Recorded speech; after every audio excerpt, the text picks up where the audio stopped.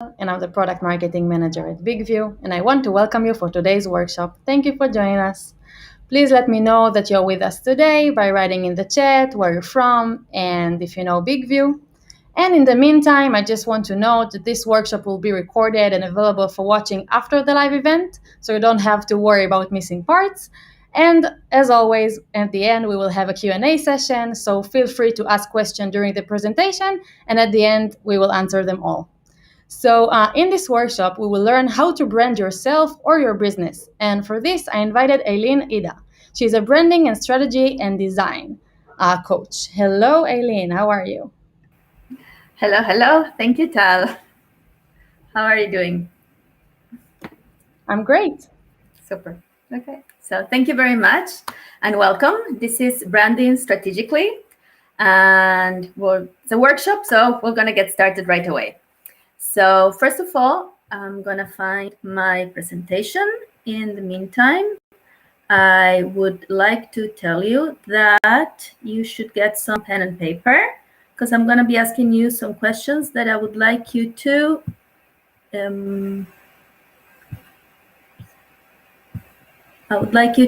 answer in the meantime while we're on the presentation, okay? And there we go. Okay, so we're going to be branding strategically. These are strategies to build your business brand, personal brand, and we're going to get started with some definitions. So first of all, what is strategy? Strategy is being used all over the place all the time, but in essence, strategy is a series of decisions that you make in order to attain a specific goal. So it's like a container, and you have all these decisions made up. And if you have the decisions made up consistently and within a certain inner strategy in itself, then it's a framework that will help you develop your brand in the easiest and most simple way. So I want to present you a framework for this creation of this branding strategy that I hope will be as clear and as clean as possible.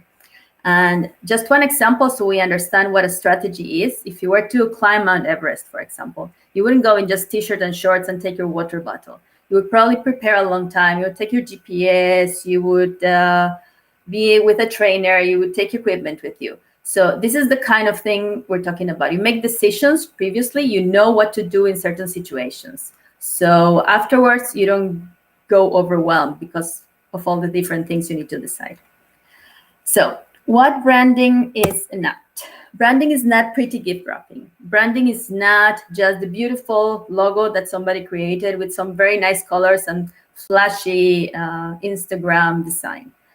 Branding is, at the core, it's an action. It's something we do.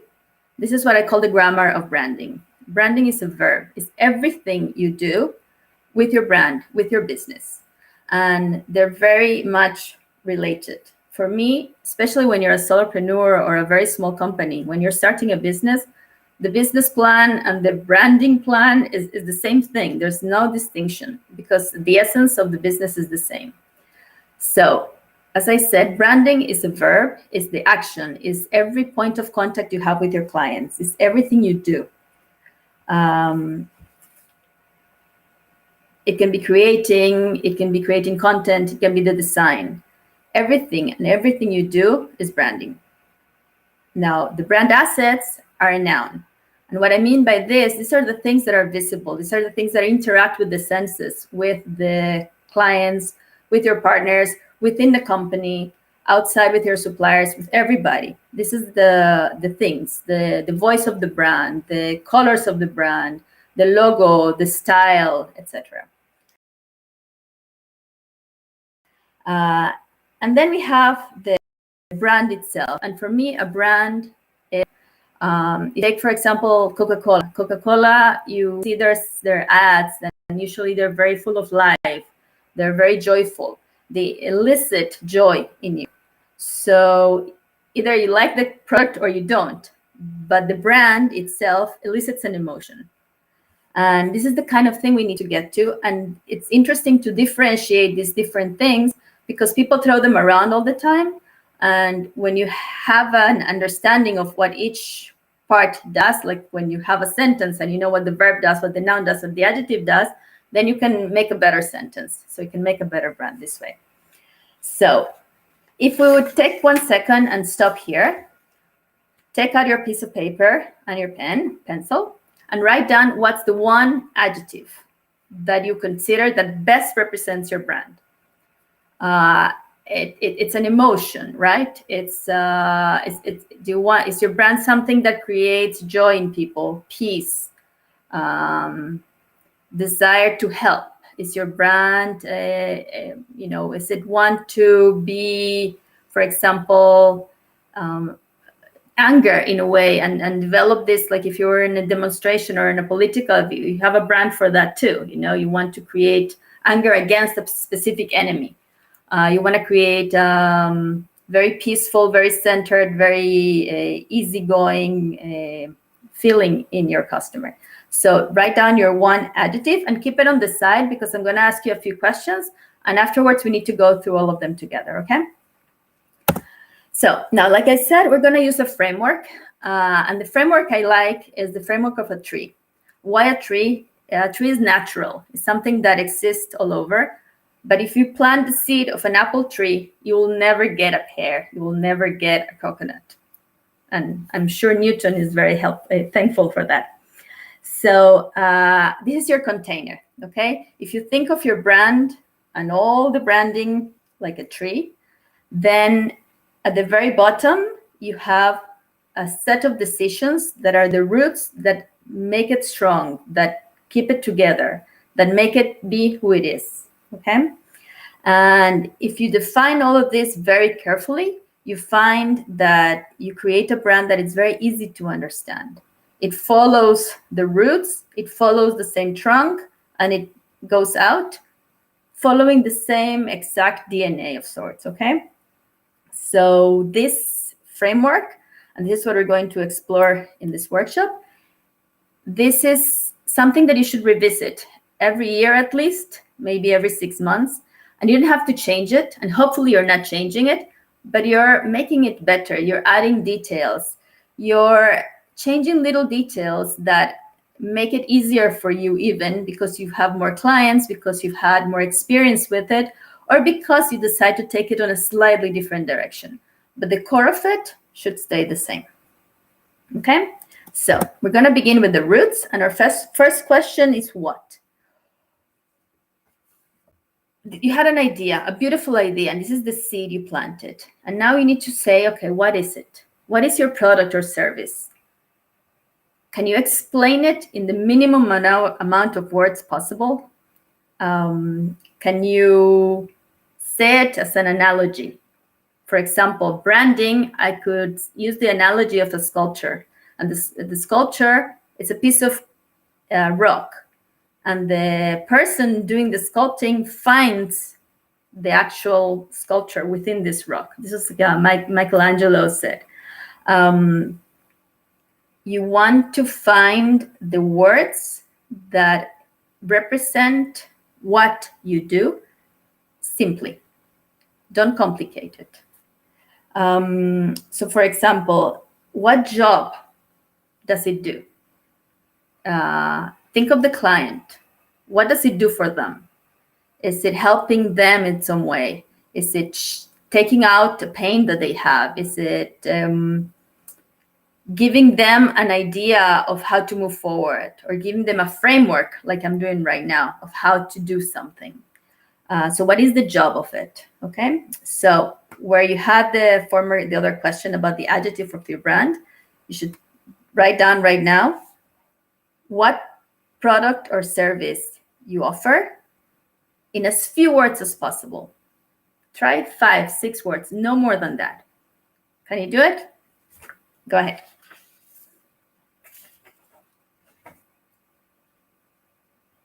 Can you talk about your brand without actually what you do, without actually saying what you do?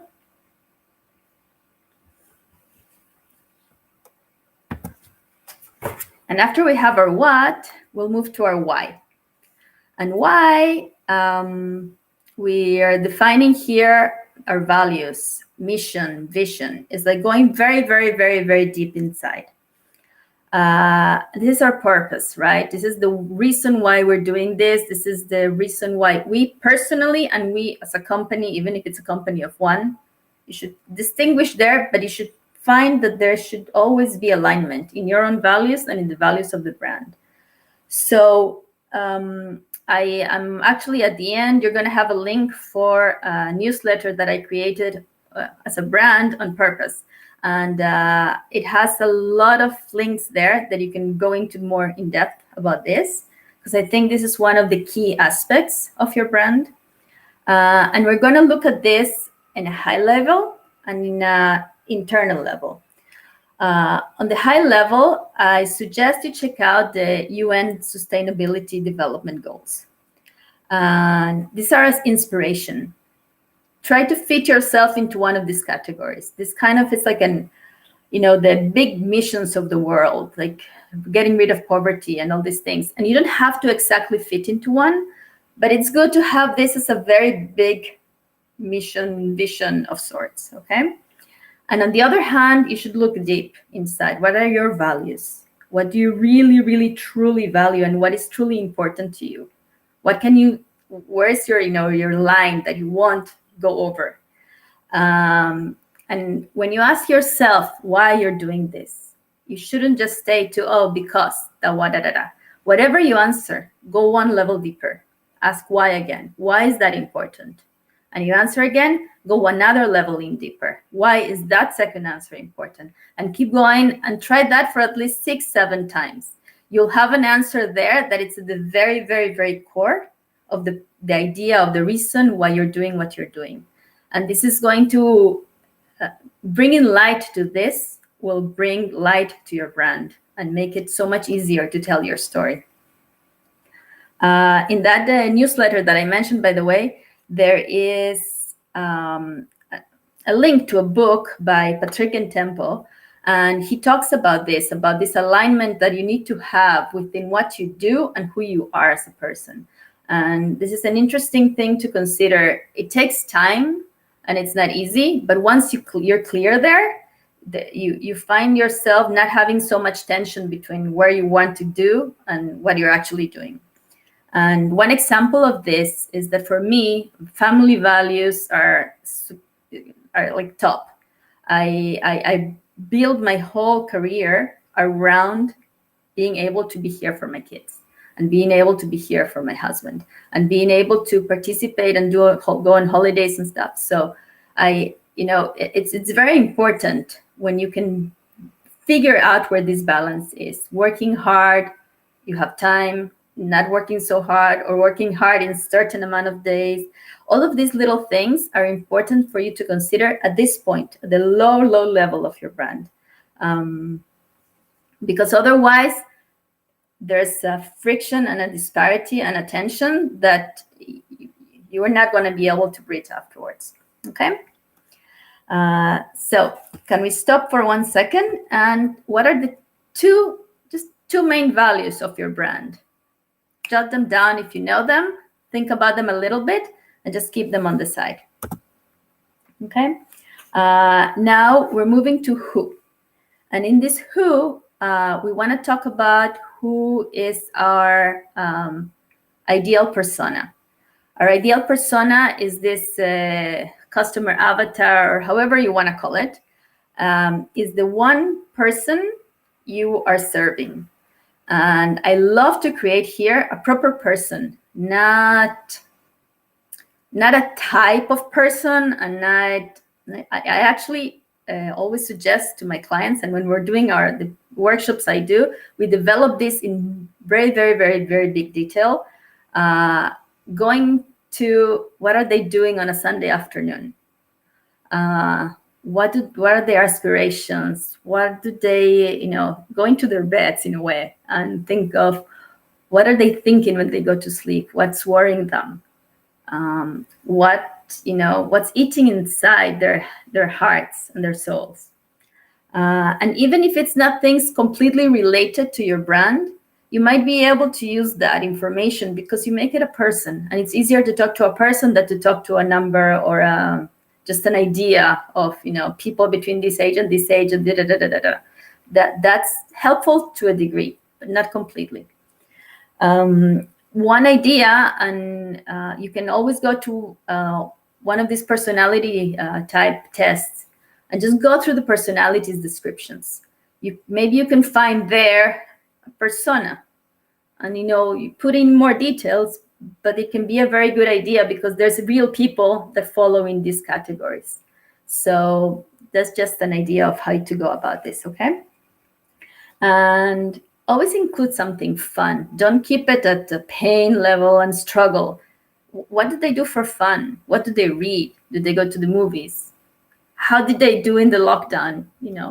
All of these things can be interesting to consider, okay? Now, if we go to our where, okay? And oops, sorry, I missed one. It's no, we're going one back. Sorry, we're going to, oh yeah, we did the who. One thing I forgot here is that, sorry about that, we're talking here also about niching down. And niching down combines this who and this where. And this niching is very, very important. I consider it a part of self-care. That's how important it is, because you know who you're talking to. You cannot sell to everybody, and the clearer the message, the clearer I hear it as a client, as a possible potential customer. You cannot talk to people in just general ideas. And yes, there's people that you can have a brand that has two potential types of personas. Concentrate on one. Start with one. Go deep into that person, okay? And find where they are. Now, to find where they are, there's a lot of different exercises you can do. One of my favorite ones is to consider the blue strategies. It's a book you can find. I can send a link afterwards if anybody's interested. And basically, you look at how to look at the same market in a different light. Put emphasis on something that nobody's emphasizing. One example would be, I don't know if you've heard about Karst. They're doing notebooks and journals and all sorts of things, but they have an interesting thing. Their paper is done out of stone. So water spills, nothing happens. And it writes beautifully. I love it. So just an idea. I'm not selling it. I don't get any commission from them. But find the one thing that you're very, very, very different from the rest. And when you do this, you create your own blue ocean. You create your own blue strategy. It's where you go that nobody else is going in your own industry, okay? Another way to see this is how Seth Godin does it in his marketing seminar. And he basically decides, you have the usual 4 quadrants, and you can do here many, many, many different combinations. So, for example, somebody that does logos and logo design, they can decide to do it based on price versus tailoring. So price goes up as tailoring goes up, price goes down as, it's more, done for you already. But you can go to different things. You can go for how deep you want the strategy to be, how much time do you want me to discuss this with you versus how long this takes. You don't have to go on price always. One of my favorites, for example, is connection versus depth of work. The more I connect with the client, the deeper the work it is. And so this is very, very important that you define what are the quadrants you're using. It doesn't have to be predefined. Industry is open to discussion, right? You can do anything you want. So if we stop here 1 second and consider, what is your niche? Have you defined it? Do you have it? Write it down. What niche are you working on? Or what niche do you think you should work on? And that's it. Another example, just to get your juices flowing, is photography. Photographers can do 1,000 things. They can do studio photography. They can do only family portraits. They can do weddings. They can do events. They can do nature. They can go down to the point like Annie Leibovitz that does beautiful scenes with tiny, tiny, tiny newborn babies. So again, The world is your oyster. You can do whatever you want. You define what your placement in the industry is, but you need to define it, and you need to be very, very, very clear who and where go together in your niche. So make sure you're really, really, really finding this community for yourself. And so now we have the what, the why, the who, the where. This is all coming from the roots. The tree is established. It can, get in all the minerals from the soil, get in everything it needs from underneath. And now we come to the jackpot question, the how. Why do I call this the jackpot? It all comes together, and it needs to be in alignment. You cannot bring all this together, like all sorts of pieces of different puzzles together. They all need to fit the same puzzle. And the how in the end is what is seen. It's all these things that have interaction with the senses. You have the brand assets, all the visual aspects, the colors, the logo, the type of typography, the type of image you use, black and white versus very colorful, video versus still life pictures. You have your brand story. You need to, when you have all of this very clear, telling your brand story, it's a no-brainer. You know it. And it follows the same line. You can find here your brand voice. Are you a happy brand? Are you a very millennial type brand? Are you a very serious doctor-like brand? You have a personality. What's the brand personality? You can define here a brand like a person almost. And it's fun, it's engaging, it can be very educational, it can be, like imagine a teacher being your brand. It can be, it can be very motherly and taking care of the clients all the time. And it doesn't matter, say you're a coach, and the coach can be very caring, or the coach can be very strict. The coach can be, there's all these different things. And of course, people, it's a personality. It is full. It's not one-sided, it's not black or white. It's a range of emotion. But within this range, you have to be very, very, very specific, okay? Let's see.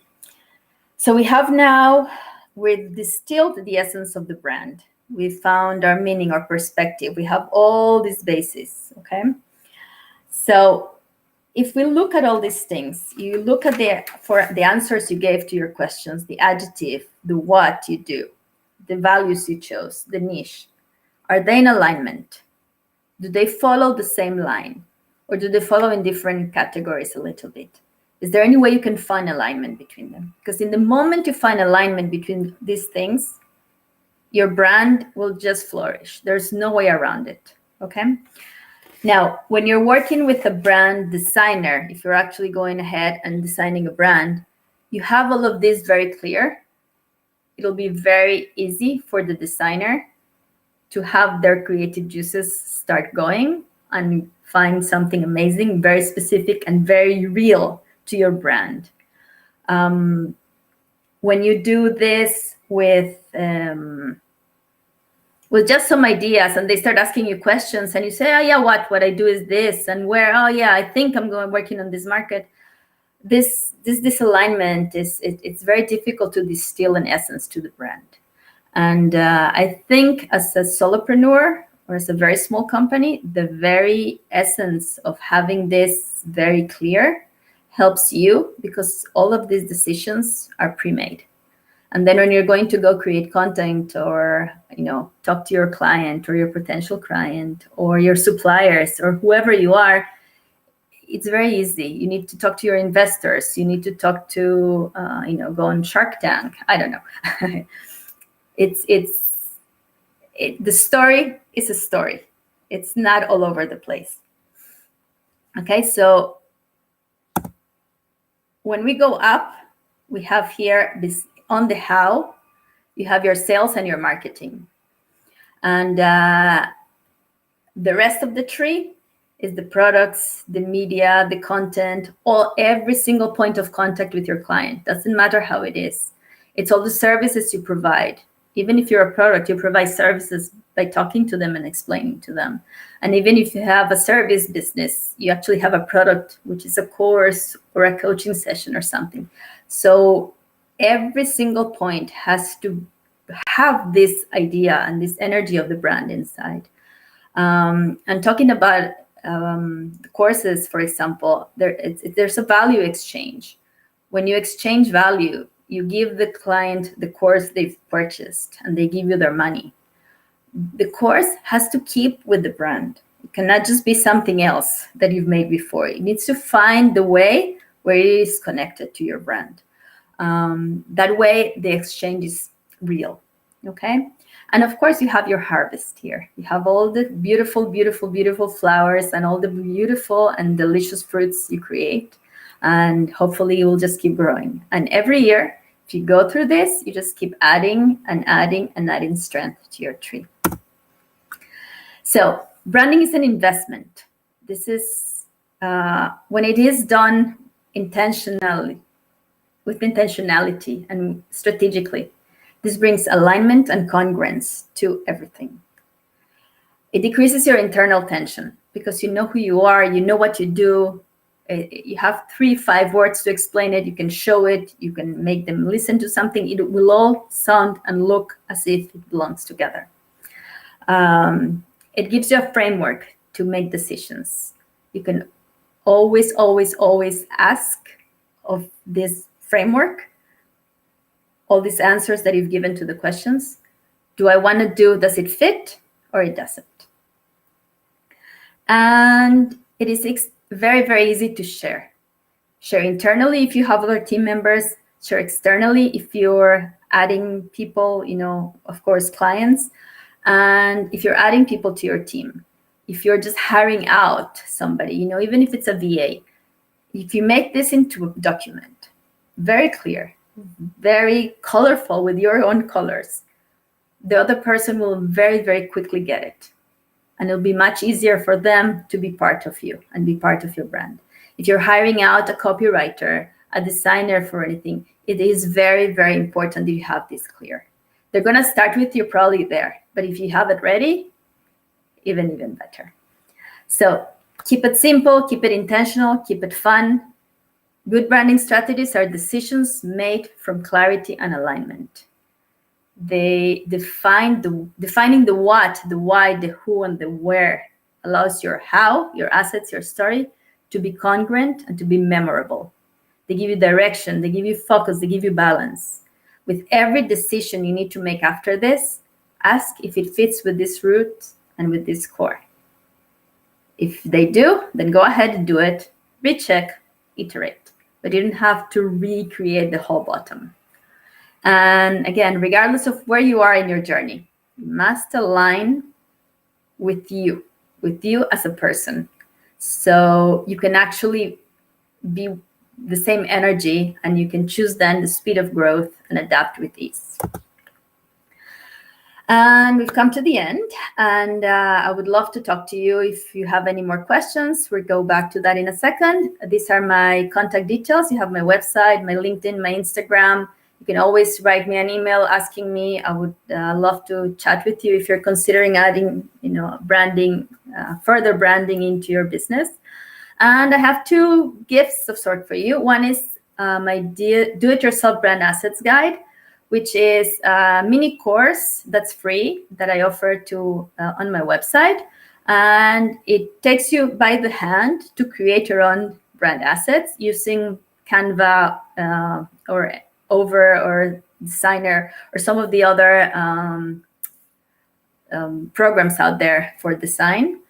And I have one particularly for you at this Big View webinar workshop, and it is my newsletter, If It Were a Brand, with volume 2, which is purpose. This is a newsletter where I take a concept and I create a full brand. So you can actually see a brand, what it looks like, how it all comes together. And it has lots of links, like I mentioned before, hopefully to help you go even deeper into your purpose. And that's it. Great, amazing presentation. Thank you so Thank much. you. No problem. Please feel free to ask more questions now in the chat. And I just send you Big View's information and Ailyn's information with the sign up and everything they just show you. And we had a few questions already. Okay. We had a question about the newsletter. Mm-hmm. The UN newsletter. That's actually, it's not a newsletter. The UN is a document. It's actually a website. You can find it really easily. It's the UN Sustainable Development Goals. And it's 16 goals, if I don't get the number right. And they're basically the big goals of the world, like poverty, and eradicating poverty, helping with education and literacy. And they're very, very developed. You can read a lot there inside each one, and it can at least give you an idea of which way to go. So that's a good source. Great. Mm-hmm.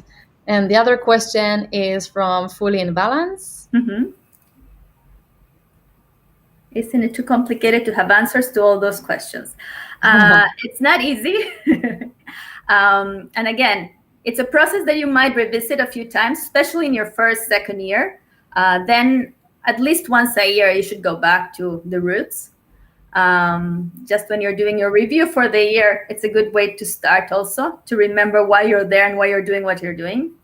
But now, once you have these questions answered, your life becomes so much easier. Once you know who your person you should be talking to is, it's much easier to go and find them. If you're kind of like, yeah, I want to work with women, there's half of the population of the world, right?